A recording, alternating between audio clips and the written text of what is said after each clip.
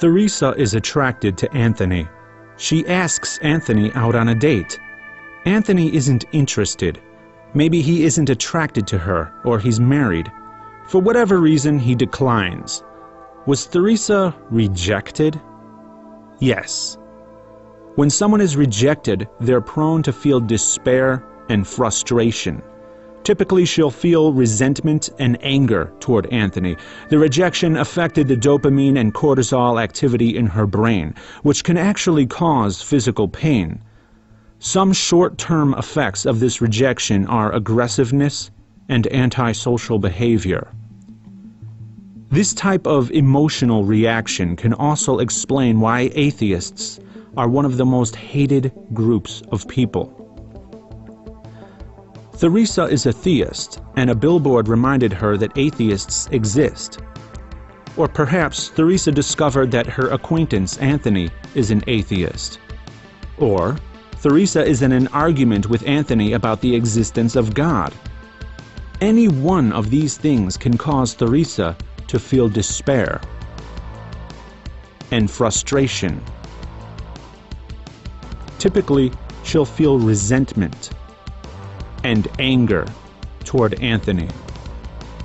Because of this, she may even exhibit aggressiveness and antisocial behavior. As you can see, there is a fascinating parallel between the typical reaction of someone who is romantically rejected and the typical reaction of a theist who encounters an atheist. But the parallel is practically shouted from the rooftops as the theist actually describes the atheist's disbelief as rejection. The atheist rejects God, they say. It is no coincidence that the theist chooses the word rejection, because there is a disconnect between the inaccurate use of the word rejection to describe the atheist's position and the theist's reaction, which coincides with the exact same symptoms of rejection, thereby compelling them to use that word, even though it's inaccurate.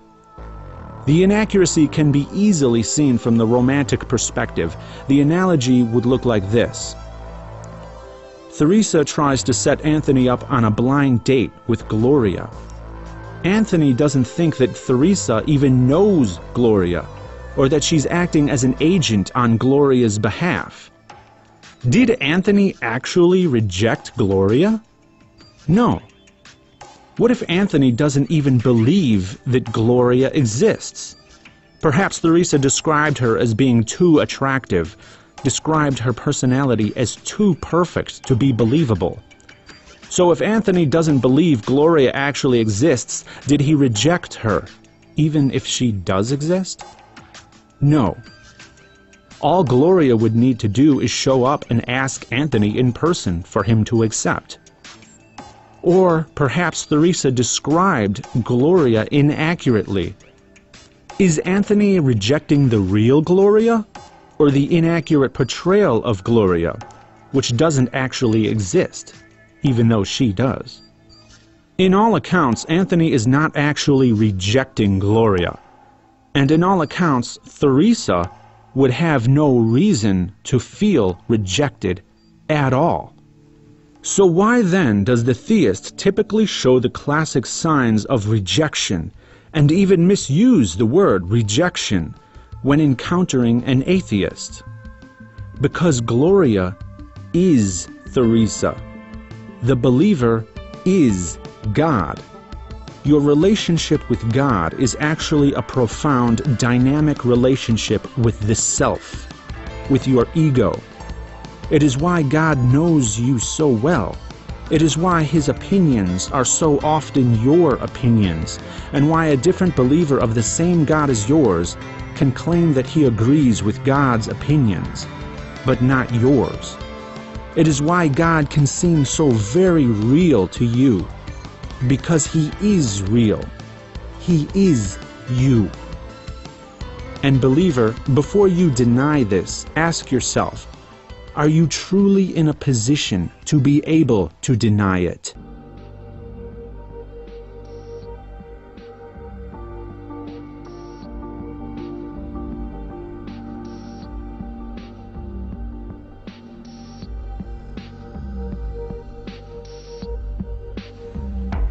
This confusion of skepticism with rejection has caused the persistence of Christianity's fundamental flaw, a foundational flaw that has fatally detrimental implications for the religion.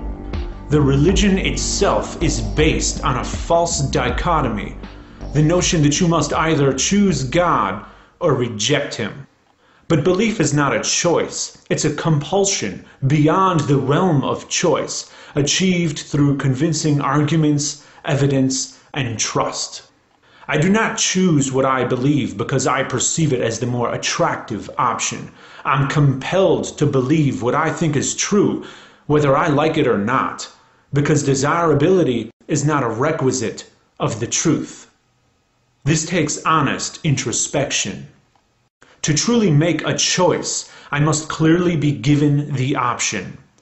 If I can doubt whether the option even exists, then the option hasn't been clearly presented to me, thereby preventing me from being able to make a choice. An omniscient God would easily see this flaw in His system. But God isn't omniscient. He only seems that way, because somehow, some way, He knows exactly how to answer your doubts. He knows exactly how you think.